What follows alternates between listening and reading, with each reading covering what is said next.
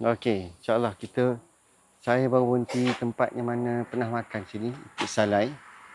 Kerana sedapnya tu, saya selalu rasa macam satu kemestian, mesti singgah sini. Cendol pun sedap. Kalau ada rezeki, kita cuba sini ya.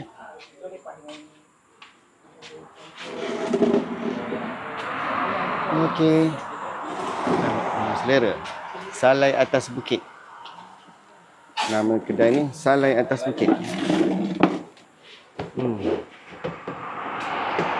Saya memang syorkan siapa-siapa yang lalu kawasan Jalan Kuala Lumpur Baru atau Kuala Lumpur yang lama ni, singgah sini, Salai Atas Bukit. Yang terbaik.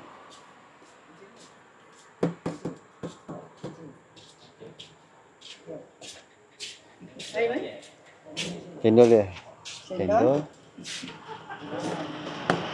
Dua ya? Jangan mula kasi. Mulai, cendol. Makan? Saya nak kasi ayam mainan tadi. Ayam? Saya nak Itik Salai ada? Itik Salai. Itik masak lemak cili padi ya?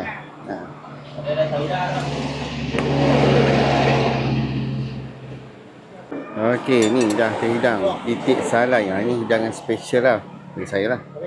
Itik Salai masak lemak cili api. Di atasnya ada telur goreng dan nasi. Okey, selamat mencuba.